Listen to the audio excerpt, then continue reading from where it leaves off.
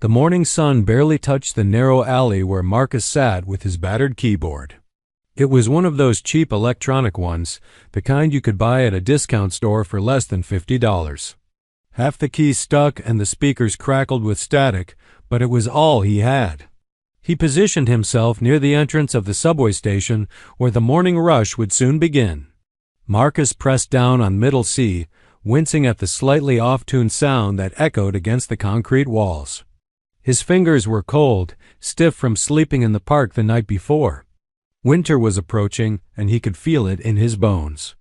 At 32 years old, he shouldn't feel this worn down, but life on the streets had a way of aging a person faster than time itself. The first commuters started trickling through around 6:30. Most walked past without a glance, their eyes fixed on their phones or straight ahead, as if looking at him might somehow make them complicit in his poverty. Marcus had grown used to being invisible. He began playing a simple melody, something soft and unobtrusive, the kind of music that might blend into the background of their busy minds. A few coins clinked into his open case, mostly pennies and nickels. By 7 o'clock, he had maybe $1.20. Enough for a coffee if he was lucky, but not enough for breakfast. His stomach growled, reminding him that he hadn't eaten since yesterday afternoon when someone had left half a sandwich on a bench. "Hey, look at this guy," a voice called out, dripping with mockery. Marcus looked up to see three young men in expensive suits, probably junior executives heading to their office jobs in the financial district. The one who had spoken was tall with slicked back hair and a smile that didn't reach his eyes. "What are you playing, man?" "Sounds like a dying cat." Another one laughed, and his friends joined in. Marcus kept his eyes down and continued playing. He had learned long ago that engaging with hecklers only made things worse. The music was his shield, his escape from the harsh reality of his situation. "Seriously, dude, if you're gonna beg, at least be good at something," the first man said, stepping closer. He pulled out his wallet and made a show of looking through it. "Let's see, what do I give to terrible musicians?" He pulled out a penny and tossed it, not into the case, but onto the ground near Marcus's feet. "There you go. That's about what you're worth." The trio walked away laughing, their voices echoing down the corridor. Marcus stared at the penny on the dirty concrete. He could feel the heat rising in his chest, the familiar mixture of shame and anger that he fought to keep buried. Slowly, he reached down and picked up the penny, adding it to his case. Every cent counted. An elderly woman stopped a few minutes later. She had kind eyes, the type that held genuine sympathy. "Don't mind them, dear," she said softly, placing a $5 bill in his case. "You keep playing. Someone will hear you one day." Marcus nodded, unable to find words. The kindness felt almost harder to bear than the cruelty. It reminded him of what he had lost, of the person he used to be before everything fell apart. By noon, he had collected $17.35. Not bad for a Tuesday morning. He decided to pack up and head to the park, where there might be more foot traffic during lunch hour. As he unplugged his keyboard and carefully wound the power cord, he noticed a woman standing about 20 feet away. She was different from the usual passers-by. For one thing, she was actually watching him, had been for several minutes at least. She wore a long gray coat, and her dark hair was pulled back in a neat bun. There was something about the way she stood, perfectly still and attentive, that made Marcus nervous. When their eyes met, she didn't look away. Instead, she walked toward him with purpose. Marcus tensed, preparing for another confrontation. Maybe she was a cop coming to tell him to move along, or perhaps another person ready to tell him his music was garbage. "You have good hands," she said simply, her accent suggesting she might be from somewhere in Eastern Europe. Russian, maybe, or Polish.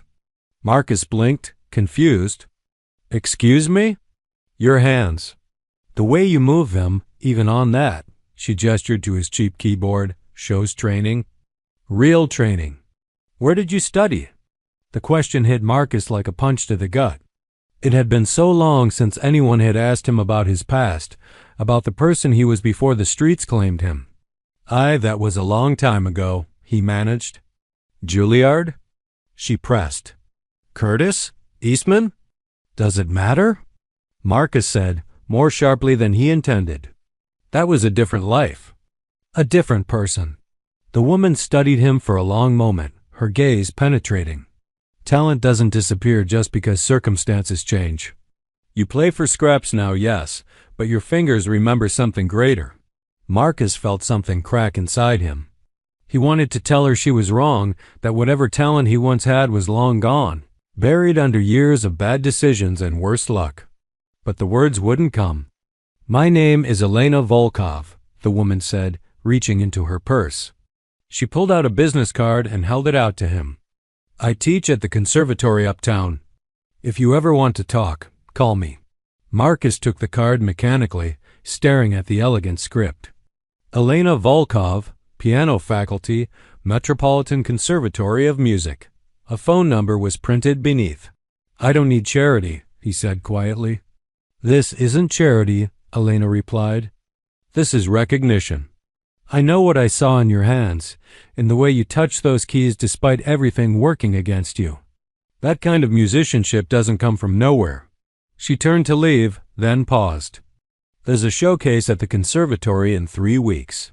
Some very important people will be there. Critics, benefactors, musicians from the Philharmonic. Think about it. Marcus watched her disappear into the crowd, the business card growing damp in his sweaty palm. He looked down at his cheap keyboard, at the case with its meager collection of coins and bills, at his worn shoes and dirty clothes. The gap between where he was and where Elena Volkov seemed to think he could be felt impossibly wide. He tucked the card into his jacket pocket and started packing up his equipment. The morning's mockery still stung, but something else stirred beneath it now. Something he hadn't felt in years. It might have been hope, or maybe just the memory of it. Marcus found a bench in the park where the afternoon sun cut through the autumn trees. He unwrapped the sandwich he had bought with Elena's card still burning a hole in his pocket. The bread was stale, but he ate it anyway, his mind drifting back to a time when he wouldn't have touched such food. 15 years ago, Marcus Chun had been a prodigy. That's what everyone called him anyway. The newspapers, the music journals, his professors at the San Francisco Conservatory. He had started piano lessons at age 4 when his mother, a concert violinist herself, noticed him picking out melodies on their old upright piano by ear. By 7, he was performing publicly. By 14, he had won the Young Artist competition and played with the San Francisco Symphony. The world had seemed limitless then. His parents had sacrificed everything to nurture his talent. His father worked double shifts at the restaurant they owned in Chinatown. His mother gave up her own performing career to focus on his development. They never complained, never made him feel the weight of their sacrifice, but he felt it anyway. It drove him to practice harder, to be better, to make their dreams for him come true. At 18, he received a full scholarship to Juilliard. His parents had cried tears of joy the day the acceptance letter arrived. Marcus remembered his mother's hands shaking as she held the envelope, his father's rare smile breaking across his usually stern face. They threw a celebration at the restaurant, inviting everyone from the neighborhood. The entire community felt proud, as if his success belonged to all of them. New York had been everything and nothing like he expected. The talent there was overwhelming, fierce. Every student was a prodigy in their own right, every practice room filled with sounds that would make angels weep.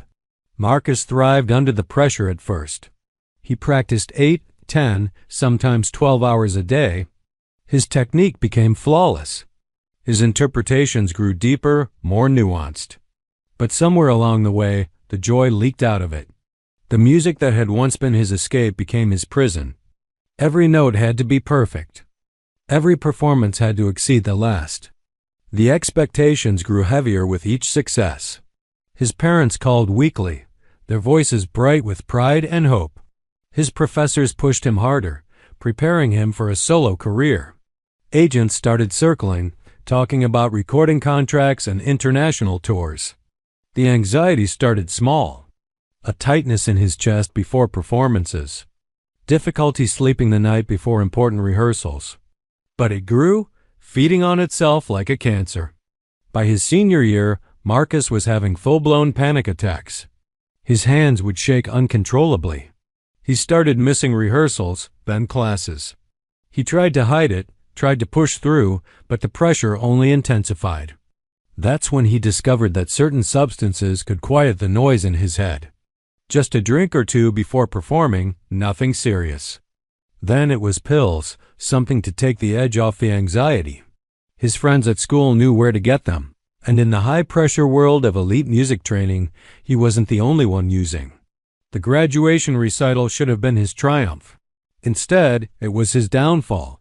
Marcus had taken too much that night, trying to calm nerves that felt like they might tear him apart. He made it through the first piece, a Beethoven sonata, but halfway through the Chopin ballade, his fingers simply stopped obeying. He sat at the piano, frozen, while the audience waited in uncomfortable silence. Finally, he stood up and walked off stage, leaving his career in ruins behind him. The aftermath was brutal. His parents flew to New York, their faces etched with confusion and hurt. They tried to understand, tried to help, but Marcus couldn't face them. The shame was too great. He couldn't bear to see his mother's disappointed eyes, couldn't stand to think about all those years of sacrifice wasted on him. So he ran. At first, he told himself he just needed time to figure things out. He crashed with friends, picked up odd jobs, tried to stay clean. But the addiction had its hooks in deep. Within 6 months, he had burned through every friendship, every opportunity. His parents kept calling, kept trying to reach him, but he changed his number, avoided places where they might find him. The descent was faster than he expected. Eviction led to homelessness. Homelessness led to desperation. There were things Marcus did during those years that he tried not to think about, choices made in the fog of addiction that he couldn't take back. Rock bottom came on a night when he woke up in a hospital after an overdose. No ID, no family, no one who cared if he lived or died. Something shifted in him that night. Maybe it was the kindness of the nurse who held his hand, or maybe it was just finally hitting a place where there was nowhere left to fall. He went to rehab, a city-funded program that probably saved his life. 6 months of meetings, therapy, and slowly learning to live in his own skin again. When he got out, he was clean but broken in other ways.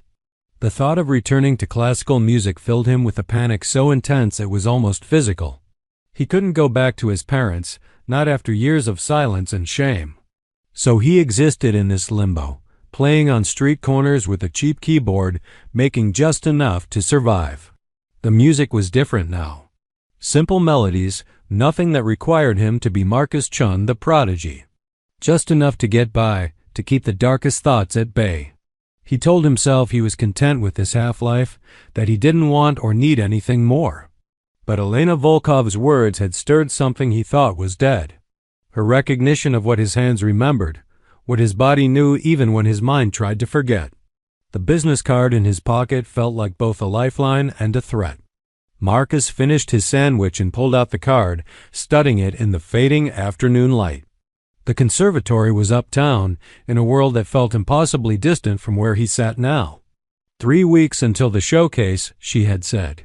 3 weeks to bridge a gap that had taken 15 years to create. He thought about those young executives from the morning, their mocking laughter, the penny thrown at his feet. He thought about the countless people who had walked past him every day as if he didn't exist. Part of him wanted to prove them all wrong. But a larger part was terrified of trying and failing again, of confirming what those cruel voices in his head whispered every night, that he was nothing, that his talent had been a fluke, that he deserved this life on the streets. Marcus tucked the card back into his pocket and stood up. The sun was setting, painting the sky in shades of orange and pink. He had to find somewhere to sleep tonight, somewhere relatively safe and dry. Those were the immediate concerns, the ones that mattered. But as he walked through the park, his fingers unconsciously moved, practicing patterns they had learned decades ago, muscle memory that no amount of hardship could completely erase. 3 days passed before Marcus found the courage to call the number on Elena's card.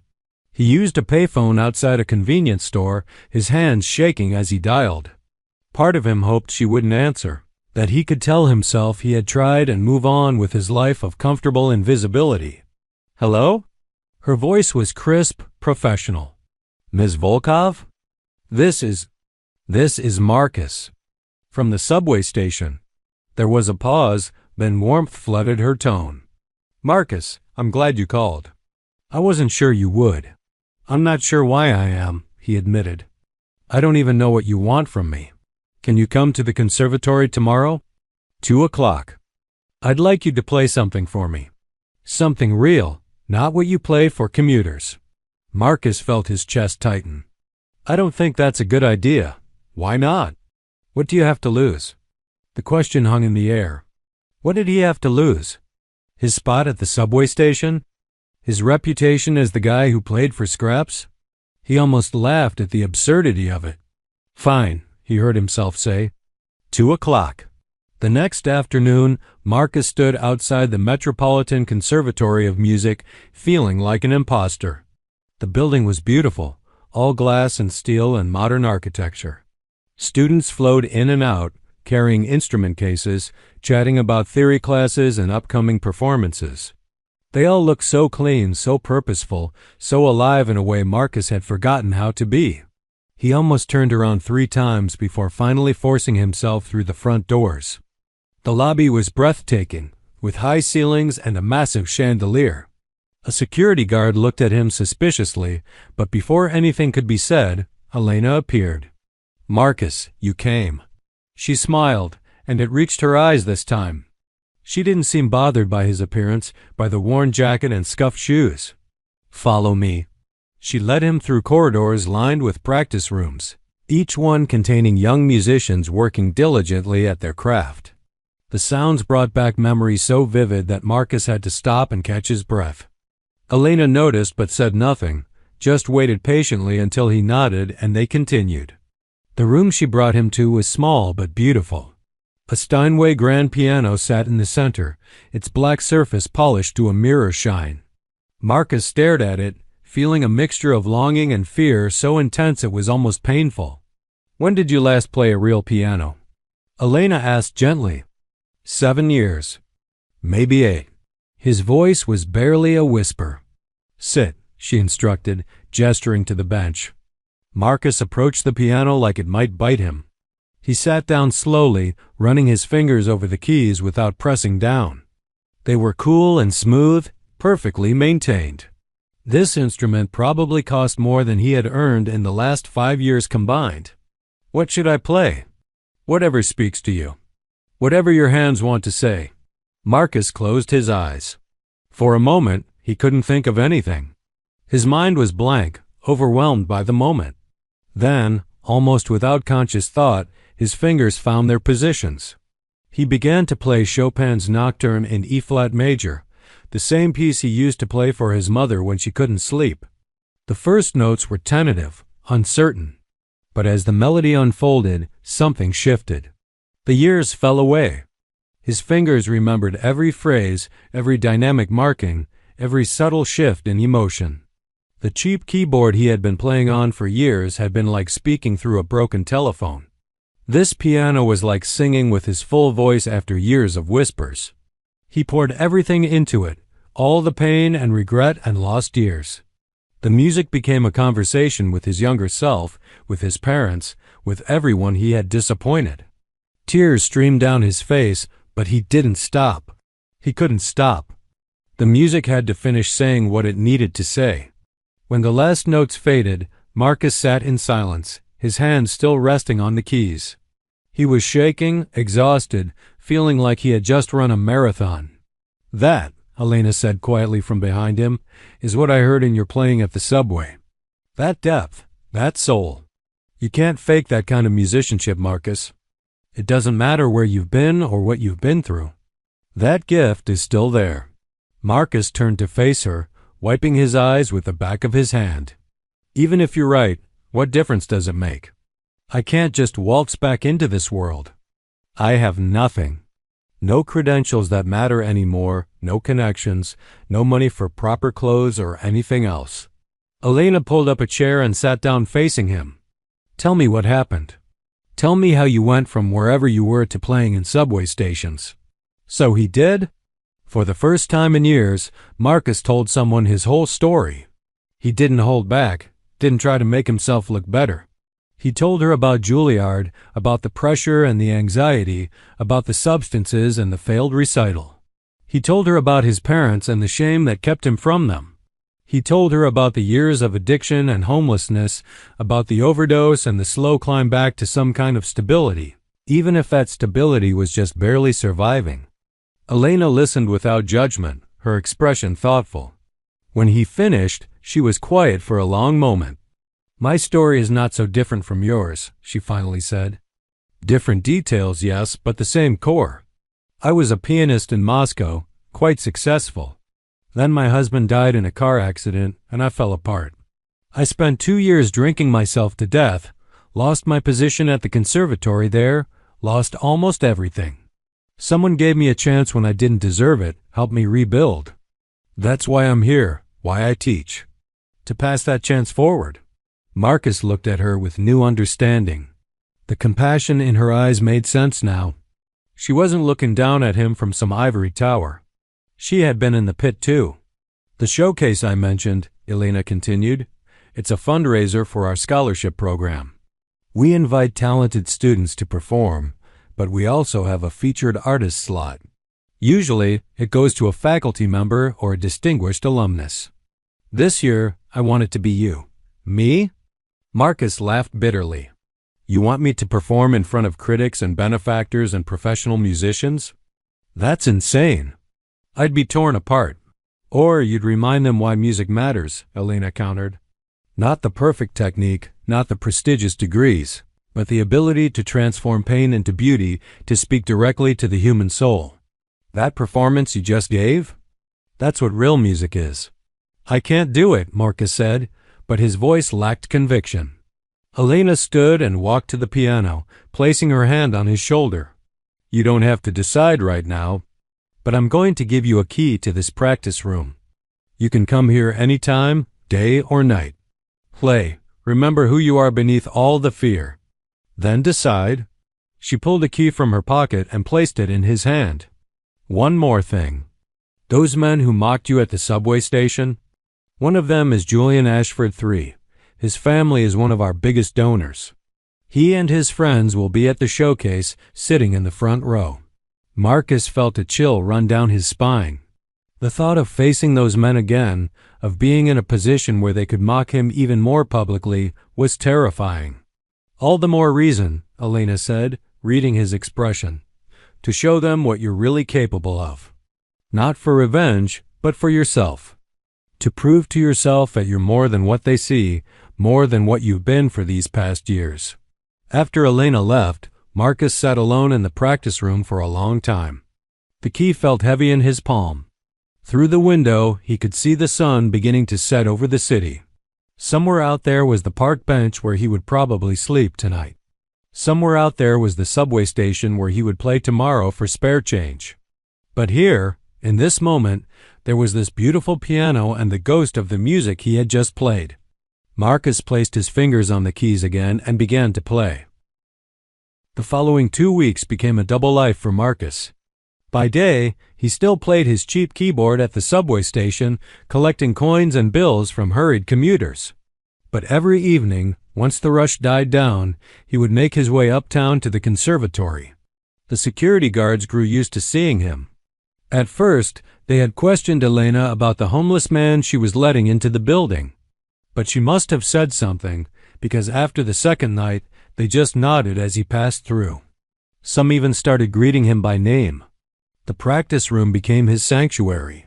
He would play for hours, his fingers slowly remembering their old strength and agility. At first, his hands cramped after just 30 minutes.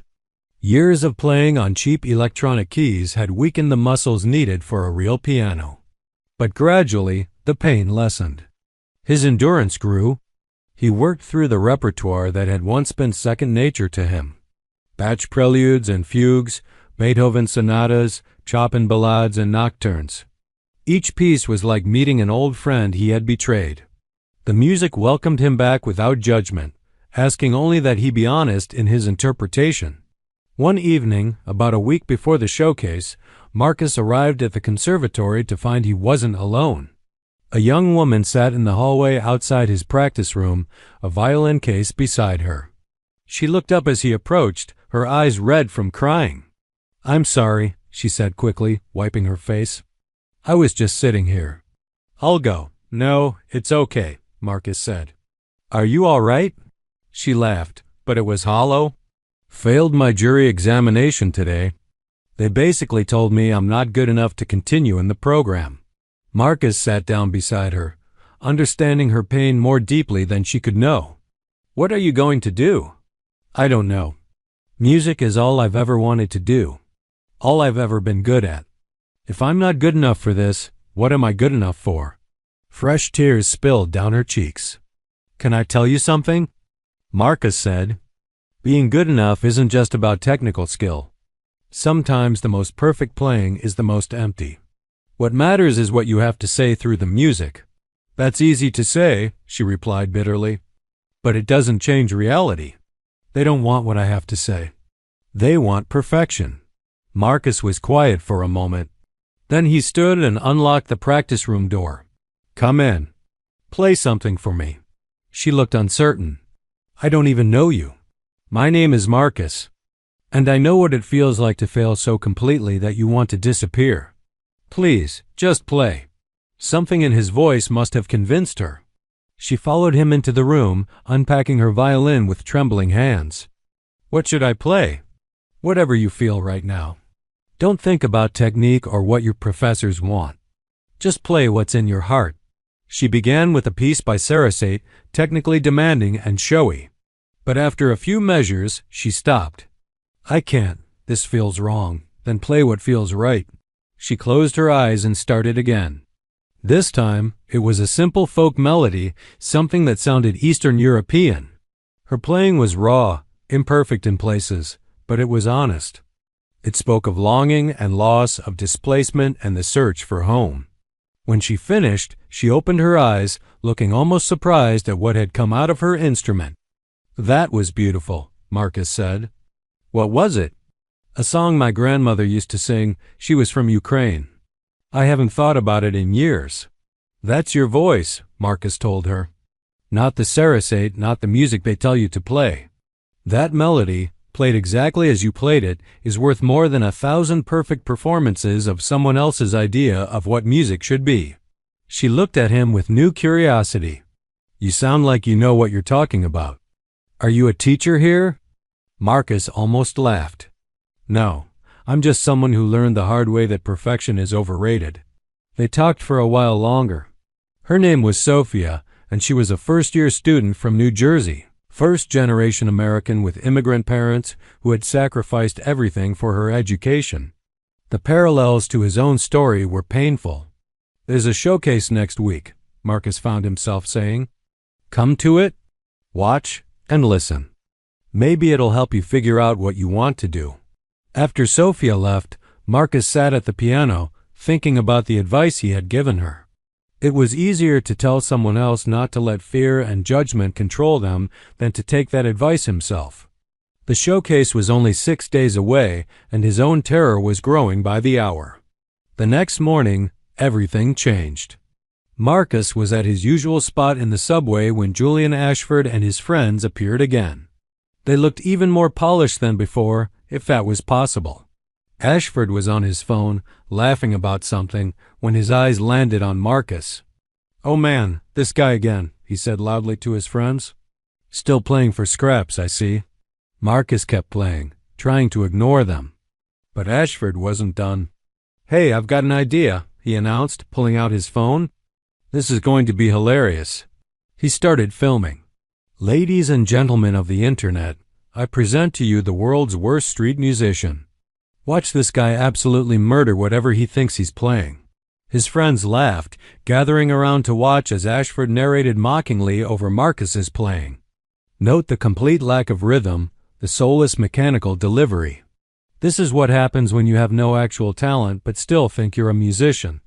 A crowd started to gather, some laughing along, others looking uncomfortable. Marcus felt his face burning with humiliation, but he forced himself to keep playing. To stop would be to give them exactly what they wanted. "Play something good," Ashford demanded. Can you even play anything real, or is this elevator music all you know? Something snapped in Marcus. Without thinking, his hands shifted into the opening of Rachmaninoff's Prelude in C-sharp minor. Even on the cheap keyboard, the powerful chords rang out with authority. The crowd grew quiet as Marcus poured his anger and frustration into the music. But the electronic keyboard couldn't handle the demands he was making of it. The sound distorted, crackling and breaking up. What should have been thunderous and beautiful came out garbled and wrong.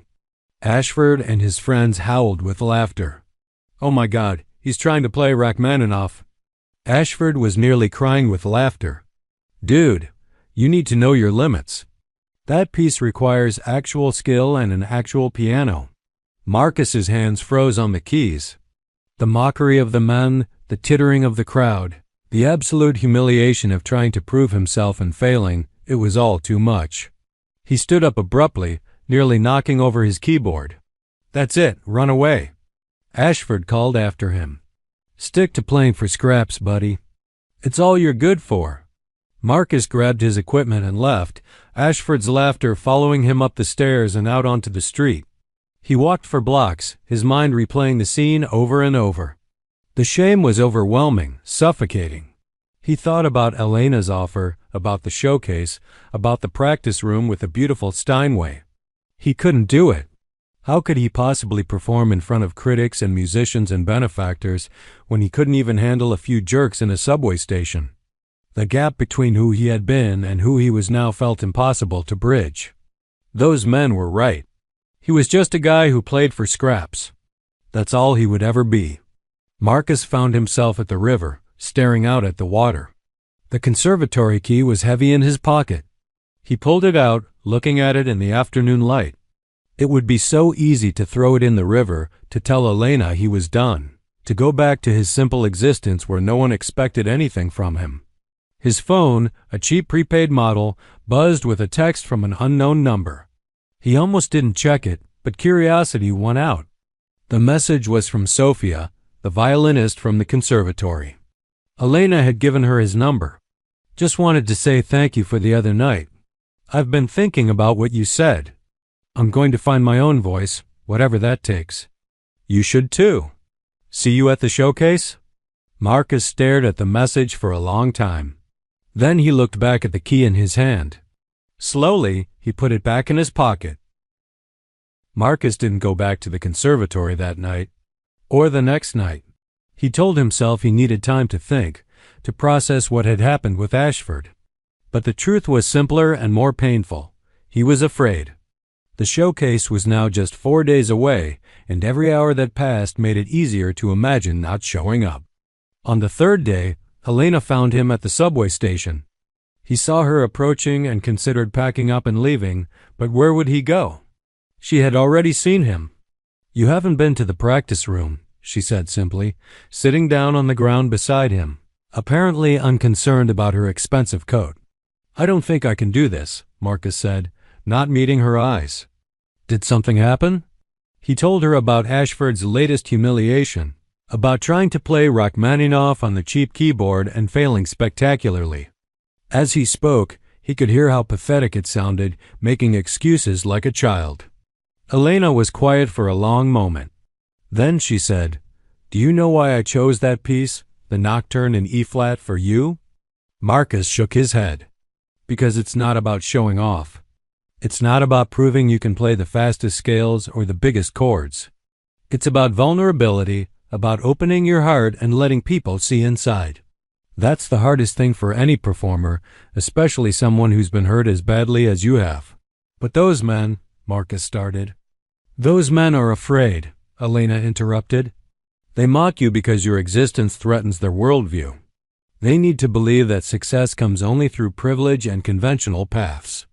You represent something dangerous to them, the idea that real artistry can survive anything, can exist anywhere." "I failed," Marcus said flatly. "I tried to prove myself and I failed." "You failed to play Rachmaninoff on a broken keyboard," Elena corrected. "That's like trying to paint the Mona Lisa with crayons and then calling yourself a bad artist. The tool was wrong, not the musician." She reached into her bag and pulled out a laptop. I want to show you something." She opened it and navigated to a video. It was footage from the conservatory's security cameras showing Marcus playing late one night. He didn't even remember which night it was. They all blurred together. On the screen, he watched himself play Beethoven's Pathetique Sonata. He was completely absorbed in the music, unaware of being filmed. The playing was imperfect in places. He could hear where his fingers weren't quite strong enough yet, where his technique faltered. But there was something else there too, something he hadn't heard in his own playing in years. There was truth in it. "I show this to my students," Elena said. "Not to embarrass you, but because this is what I try to teach them. This honesty, this willingness to be imperfect but authentic. You play like someone who has lived, who has suffered, who has something real to say. My students can play circles around you technically, but most of them can't do this." Marcus watched himself on the screen, trying to see what Elena saw. "I'm not ready," he whispered. "You'll never be ready if you wait for fear to go away," Elena replied. "Fear doesn't disappear. You just learn to play the music anyway." She stood up, brushing off her coat. "The showcase is in 4 days. You have until then to decide. But Marcus, whether you perform or not, you need to come. You need to see that the world you're afraid of isn't as scary as you think. There will be people there who will appreciate real music when they hear it." After she left, Marcus sat with his keyboard, not playing. Commuters flowed past, most not even glancing his way. He thought about Sophia's text, about her courage to keep trying after being told she wasn't good enough. He thought about Elena's story, about rebuilding from rock bottom. And he thought about his parents, who he hadn't spoken to in nearly a decade. That night, Marcus did something he hadn't done in years. He went to the public library and used their computers to search for his parents. It took less than 5 minutes to find them. They still lived in San Francisco, still ran their restaurant in Chinatown. There were photos on the restaurant's website. His mother looked older, her hair streaked with gray. His father's face was more lined. But they were alive, still together, still working. There was a family photo from some celebration. His parents stood with a young couple and 2 small children. Marcus's breath caught. His sister. He had a sister he barely remembered from childhood, and now she had a family of her own. Those children were his niece and nephew. He had nieces and nephews he'd never met. The weight of the lost years crushed down on him. All this time, he had told himself they were better off without him, that his shame had made him radioactive. But looking at these photos, he realized the truth was simpler and more selfish. He had been protecting himself, choosing isolation over the risk of rejection. Marcus wrote down the restaurant's phone number on a scrap of paper. He wasn't ready to call, not yet. But having the number felt like a first step, an acknowledgement that the door wasn't permanently closed unless he chose to keep it that way. The next day, Marcus went back to the conservatory. The security guard smiled when he saw him. "Wondered where you'd been. Ms. Volkov was asking about you." The practice room welcomed him back like it had been waiting. Marcus sat at the piano and played through his piece, the Chopin Nocturne. It was better than before. The time away, the conversation with Elena, something had shifted. The music flowed more naturally, less forced. He was still playing when the door opened. He expected Elena, but instead, it was a man he didn't recognize. Late 60s, silver hair, expensive suit, the bearing of someone used to being important. "Don't stop," the man said, settling into a chair by the wall. Marcus froze anyway. "I'm sorry, I thought this room was reserved." "It is. By Elena Volkov, who gave me permission to observe. I'm Harrison Mitchell. I conduct the Philharmonic." Marcus's heart began to race.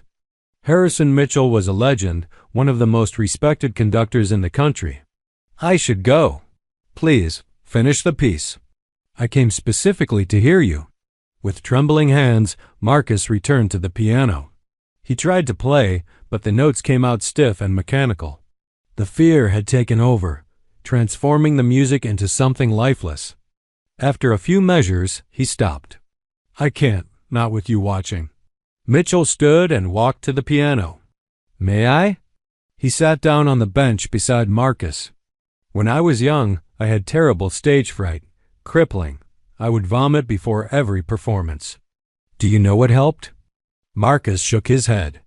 I stopped performing for the audience and started performing for the music itself.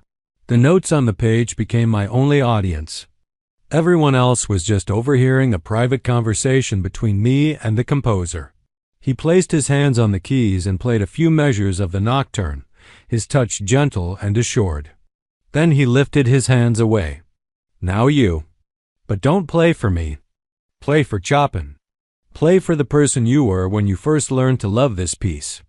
Play for your mother who can't hear you anymore but maybe feels it somehow anyway. Marcus closed his eyes.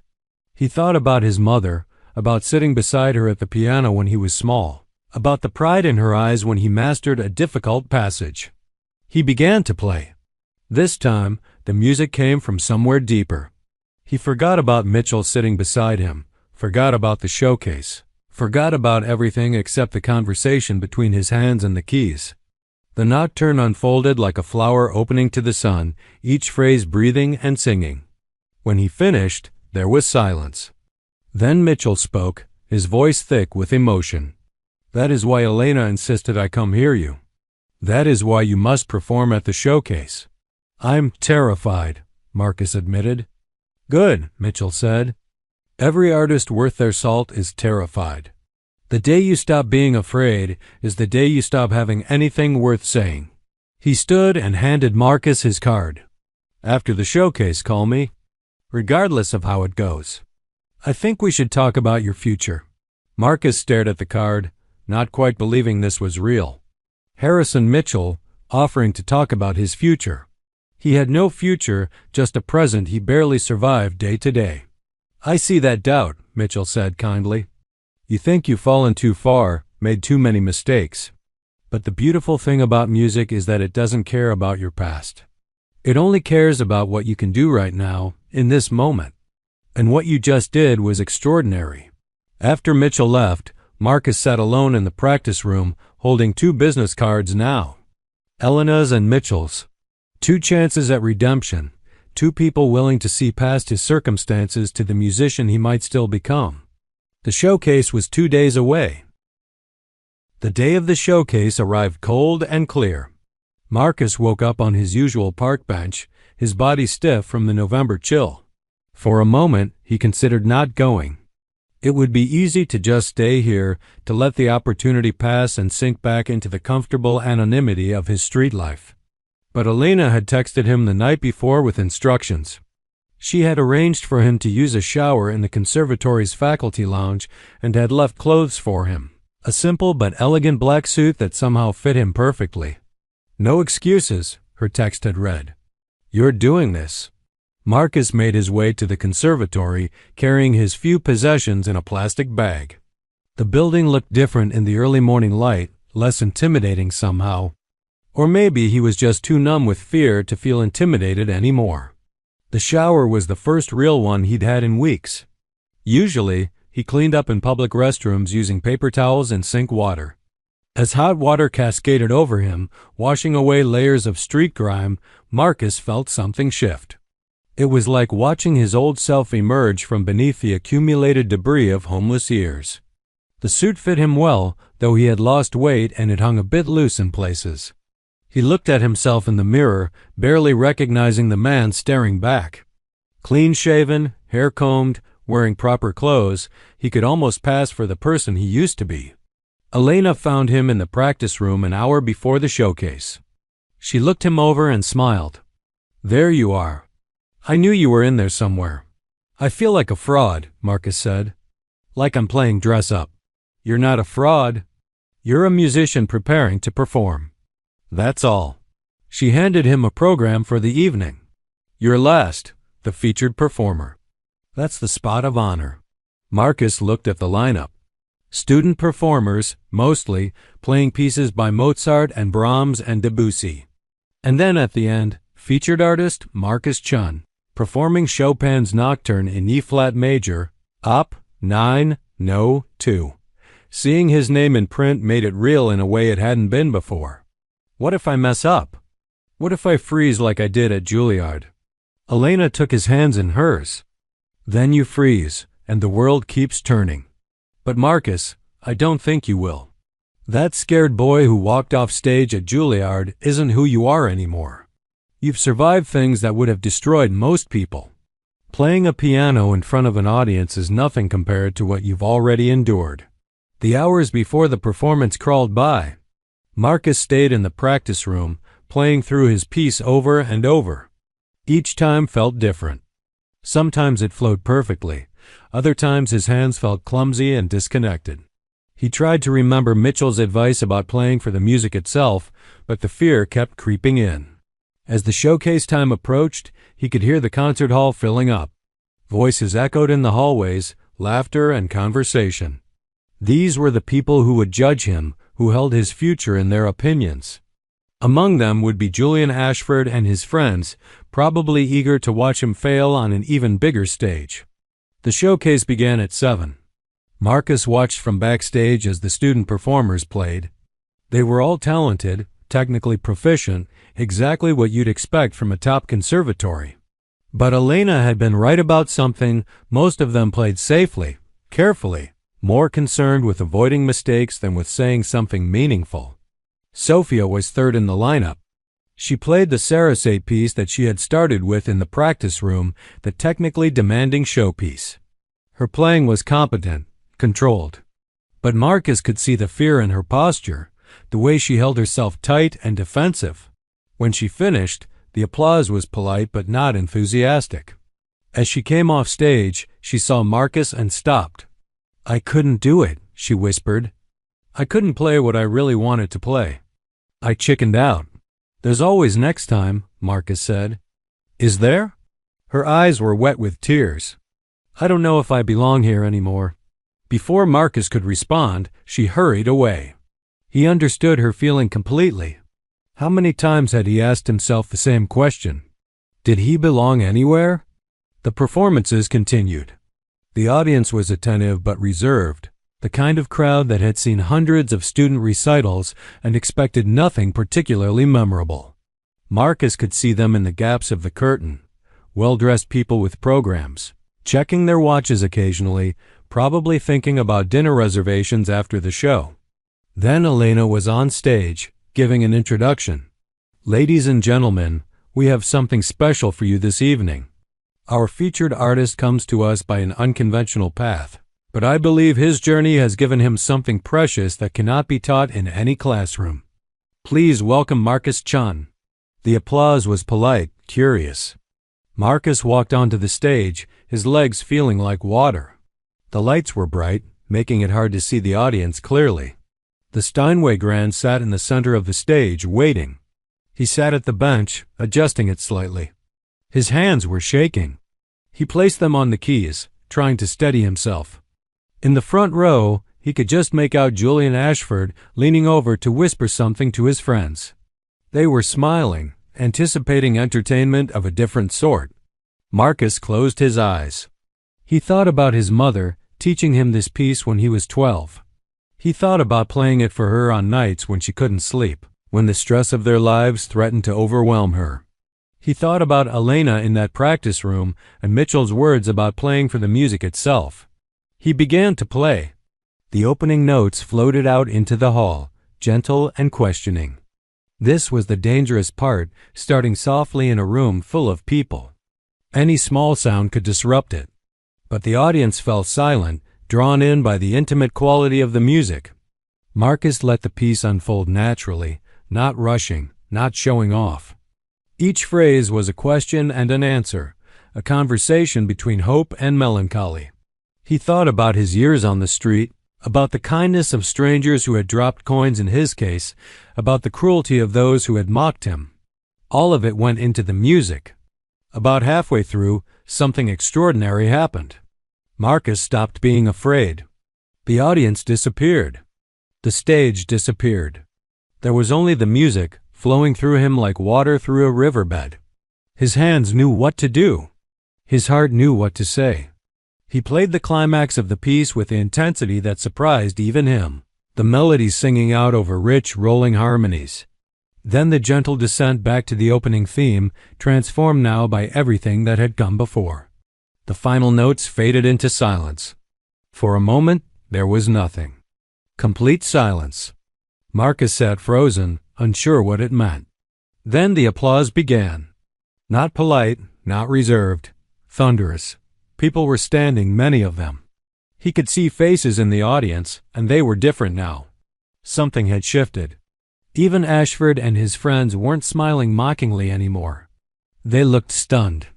Marcus stood and bowed, overwhelmed. Elena was in the wings, tears streaming down her face. Harrison Mitchell was on his feet in the second row, applauding vigorously. But what struck Marcus most was an older Asian couple standing in the back of the hall.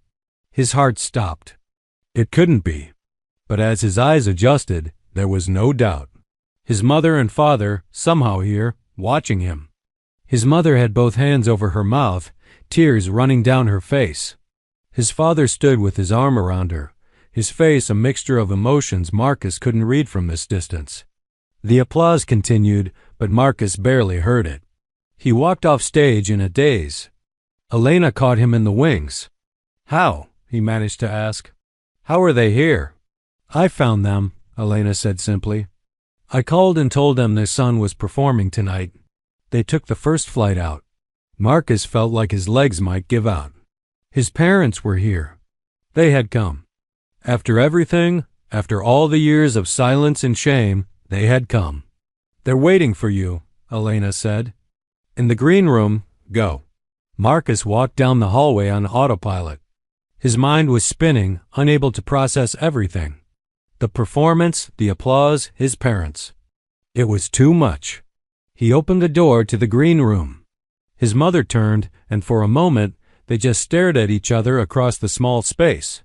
She looked older, smaller than he remembered. But her eyes were the same, filled with love he didn't deserve. "Mom," he whispered. She crossed the room in 3 steps and pulled him into her arms, holding him tight. "My son," she said in Mandarin. "My beautiful boy." His father joined them, wrapping his arms around both of them. Marcus broke down completely, years of held-back tears finally breaking free. They stood there, the 3 of them, holding each other and crying. "I'm sorry," Marcus sobbed. "I'm so sorry for everything." "Hush," his mother said, stroking his hair like she used to when he was small. "You're here now. That's all that matters." They stayed in the green room for nearly an hour talking and crying and slowly beginning to bridge the vast gap of lost years. His mother held his hand the entire time, as if afraid he might disappear again if she let go. His father sat quietly, listening, occasionally wiping his eyes. Marcus told them everything, holding nothing back. The anxiety that had led to his breakdown, the addiction, the years on the streets, the slow climb back to stability. His mother listened without judgment, occasionally nodding as if pieces were finally clicking into place. "We knew something was wrong," she said. "At Juilliard, we could hear it in your voice when we called. But you kept saying everything was fine, and we wanted to believe you. We should have pushed harder, should have come to see you." "No," Marcus said firmly. "This wasn't your fault. I pushed you away. I was ashamed, and I let that shame keep me from the people who loved me most." His father finally spoke, his voice rough with emotion. "When you disappeared, we searched for years. Hired investigators, called hospitals and shelters. Your mother never gave up hope. Every night, she would pray that you were alive, that you would come back to us someday." The weight of their love, maintained through all those years of silence, was almost too much to bear. "I don't deserve you," Marcus whispered. "Deserve has nothing to do with it," his mother said. "You're our son. That's enough." There was a soft knock on the door. Elena poked her head in. "I'm sorry to interrupt, but there are some people who want to meet Marcus. Harrison Mitchell and several others. Can you give us a few more minutes?"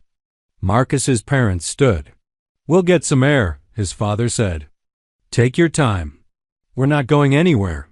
After they left, Elena entered with a small group. Harrison Mitchell, looking distinguished in a tuxedo. A woman Marcus recognized as the music critic from the Times. a couple of conservatory board members, and, surprisingly, Julian Ashford looking uncomfortable and out of place. Mitchell spoke first. "Marcus, that was extraordinary. I want to talk to you about some opportunities. We're planning a charity concert series next spring, featuring musicians with unique stories. I think you would be perfect." The critic stepped forward. "I'd like to interview you for a feature article. The story of your journey, your performance tonight, it's remarkable." The board members discussed scholarships and teaching opportunities at the conservatory. Marcus listened, overwhelmed, barely able to process it all. This was the world he had left behind, the world that had once crushed him under its expectations. But somehow it felt different now, or maybe he was different. Finally, Julian Ashford approached. He looked deeply uncomfortable, his usual smugness replaced by something that might have been shame. "I owe you an apology," he said, the words clearly difficult. "The way I treated you, at the subway, filming you, mocking you, it was cruel and wrong. I've been an entitled jerk most of my life, never considering that people's circumstances don't define their worth." Marcus studied him for a moment. Part of him wanted to savor this apology to make Ashford squirm, but he found he didn't have the energy for bitterness anymore. "Thank you for saying that. I accept your apology."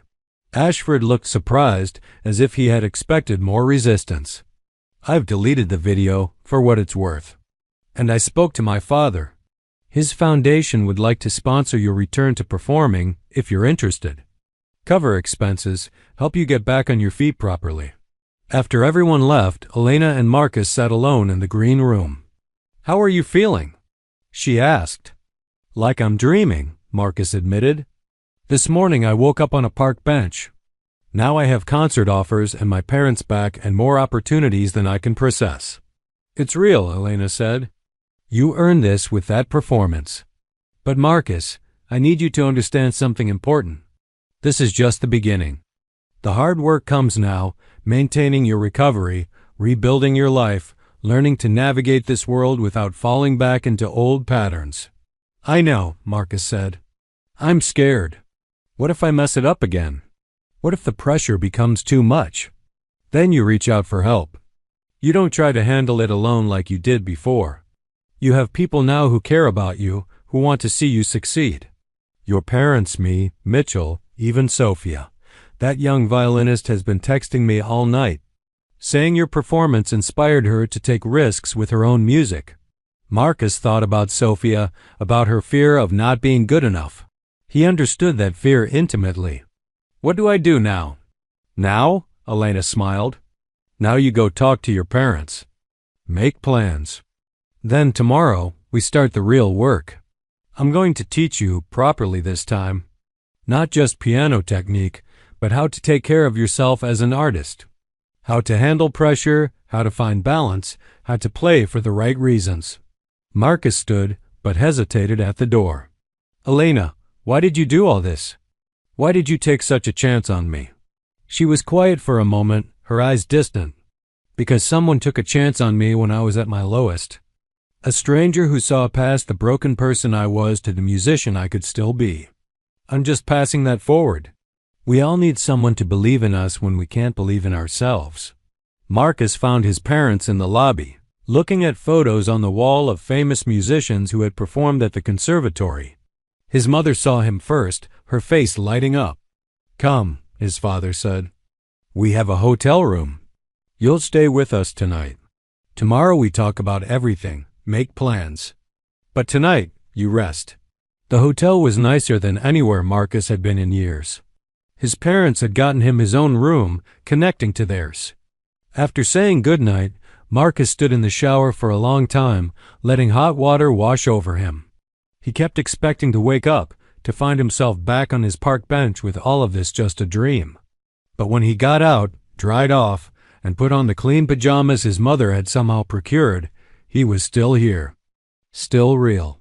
He lay in the soft bed, clean sheets against his skin, a real pillow under his head. It felt strange, almost too comfortable. His phone buzzed. A text from Sophia. "You changed everything for me tonight. Thank you for showing me what courage looks like."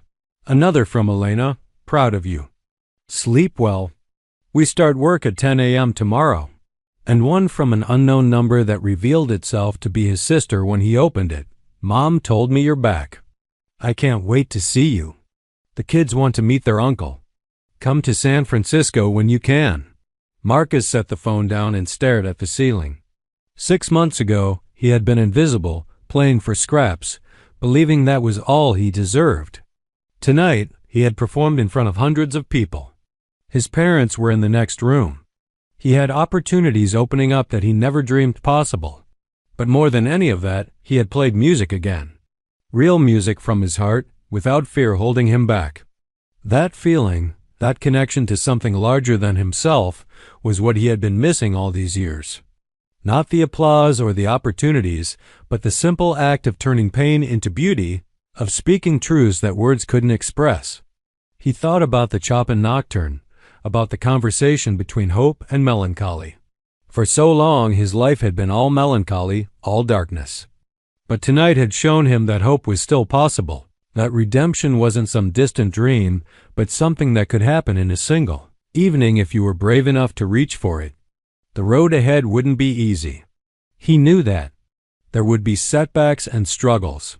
His recovery was fragile, his confidence still shaky.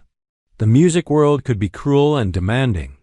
But for the first time in years, Marcus felt ready to face it. Not alone this time, but with people who believed in him, who saw his worth even when he couldn't see it himself. He closed his eyes, and for the first time in longer than he could remember, he fell asleep without fear. Tomorrow would bring new challenges, new opportunities, new reasons to doubt himself. But tonight, he had played for more than scraps. He had played for himself, for his mother, for everyone who had ever been told they weren't good enough. And in doing so, he had proved the most important thing of all, that talent wasn't about where you stood or what you had. It was about what lived in your heart and your hands, waiting for the courage to let it out. In the morning, Marcus would wake up to a new life. His parents would take him shopping for clothes, help him find an apartment. Elena would begin teaching him, not just piano but the art of survival in the demanding world of classical music. Mitchell would introduce him to people who could help his career. The critic would write an article that would bring attention he never sought. But all of that was tomorrow. Tonight, Marcus Chun slept peacefully, a pianist who had finally found his way home, not to a place but to himself.